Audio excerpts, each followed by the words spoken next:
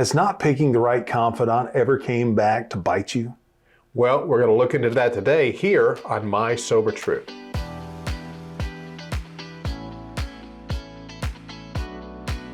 Well, it's May 7th, and it's time for another double shot from My Sober Truth. I love today's reading, man, respect for others, and it's that whole concept of really being wise in choosing a sponsor, choosing a confidant, especially Absolutely. for that fifth step. Right. You know, there's this tenet that we read about. The concept is we don't want to dump our stuff on persons that can't handle it. Right. You know, in your opinion, who would be the right kind of person to be a confidant or sponsor? You know, it's tough to tell someone just coming in what to do. Let me rephrase that. It's tough for them to hear what to do. Most people don't like being told what to do. You don't necessarily, most folks don't like to take direction. We think we know what's best for us. The truth of it for me was I needed to find someone that I related to. Right. I needed to find someone that I could, in a hurry, figure out whether or not I trusted them. Because I wanted to blaze through these steps. They told me it would help. I don't know if I believed them or not, but I did believe that what I had done in the past hadn't worked. Right. So I needed to do something different. They told me this would give me some relief, and I wanted to do it. So I needed someone I could relate to, that I could work with, and someone I felt that I was not judged by. Right. The part of that I didn't know was, luckily for me, I was a few states away from home. I didn't know anyone here. I didn't know anyone where I went to rehab. I can only imagine that if I had been back home in Florida trying to do this and work these steps, I probably would have had a sense that, well, maybe I should talk to somebody I already know who already has a sense of my problems and what I've done.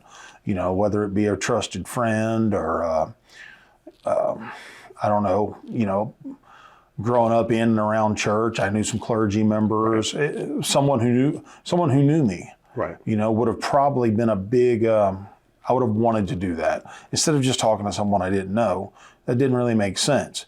Looking back on it now with the information that I currently have, it does make sense to talk to someone you don't really know because of Why is that? emotional attachment to your issues. Let's go deeper in that. Okay. Why would someone's emotional attachment to your issue disqualify them or make them a bad confidant? Well, if someone has emotional, let's just talk about it from this perspective. Do you feel like you're a counselor? Do you feel like you give pretty solid advice? I do. Do you always take your own advice? Oh, no. Because you have this emotional attachment to your baggage, to the things you've got that you don't like about yourself or your life. There's an emotional attachment to that. I had a huge emotional attachment to all my baggage, but so did a lot of the people that I had harmed. Right. These people that not only the people that I had harmed and the people that I had done wrong, but then also the people that I had resentments against. I had emotional attachments, but so did the people who had been working along with me, loving me even when I was unlovable. Right. They have emotional attachments to my baggage as well. So they're not necessarily thinking clear. There's a reason why if you go talk to a clergy member that you don't know or doesn't know your story, there's a reason why if you go talk to why so many people pay for counseling and psychiatric type services these days, because it works. Right. Unloading your stuff on someone who has no emotional attachment to your baggage, that breeds better advice to you. Right. B, you're in no way, shape, or form going to harm them with your baggage. Exactly. You know, I could sit down and start telling, you know, my mom, just for instance, or my dad, some of my stuff, but I'm liable to tell them something I thought they knew about that they didn't even know about, and I might hurt them again. Right. Even worse, and that's the last thing that I want to do. Right. If I do go back and make amends, and once again, this comes later in the steps, please work the steps in order. It comes later in the steps, you know, you're going to go back and make some amends. Well, then you have the knowledge of your own misgivings Right. to work on. And hopefully you're still working with a sponsor and you have someone else who's already done this and made those mistakes, and they can help you with how you present what you're going to present later on in making amends. But getting back to what we're talking about, it's that emotional attachment, whether it's going to hurt you or whether it's going to hurt the person that you're talking to, is the main thing that, from my point of view, makes it so important to pick someone kind of outside your normal life, outside your normal realm. That totally if makes that sense. makes sense. That's totally makes sense. So you're mentioning your sponsor. Tell me about him. Well, he was, the first time I ever remember meeting him, he said some things that just, for lack of a better way to put it, punched me right between the eyes.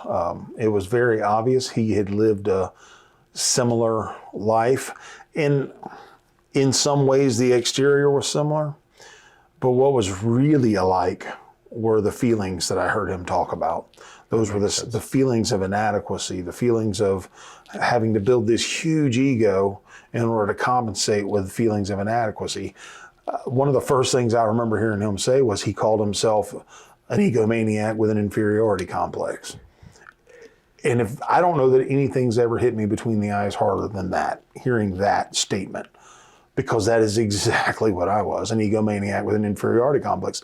And it kind of gave me this kinship with this guy that I went, man, this guy knows what I'm talking about. He knows how I'm feeling. Sounded like he was reading from my book Right. when he started sharing the things that he had done. And not just the things that he had done, but the way he went about doing the things that he had done. He and I had so much in common in that respect. And then the other part of it is, I saw a peace. I saw this light in his eyes that I didn't have. Mm-hmm. He was one of the first people I remember kind of picking up on and noticing, this guy's got something I've never had. Right. This peace about him, this, he's just relaxed and he's comfortable in himself. And I'd never been comfortable in myself. And going back and talking to him, he had never been comfortable in himself until he started doing the work that this program lays out before us. So I love it. You know, from your description, it's easy to see that he made you feel safe. Absolutely. And it was somebody that wasn't going to be damaged when you unloaded and unburned yourself in step 5, correct? Absolutely. Absolutely. So as we wrap up, I want to pose a question to the viewers today. Absolutely. And so what about you? We'd love to hear about your first sponsor. The second part of this question is, what's the best thing they ever did or said to you?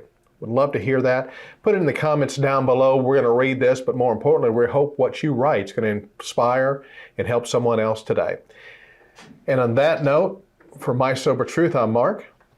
And I'm Sean. And here's hoping that today you stay drunk with success. Love y'all. Hi, folks. Thanks for watching. If you're ready for another round of My Sober Truth, then belly on up to mysobertruth.com and click on the double shot button today. There you'll find the daily inspiration, encouragement, and support that'll help you stay clean, on track, and growing in every area of your life. Be sure to subscribe to this channel, and if you got a minute, stick around, watch another video. Love y'all.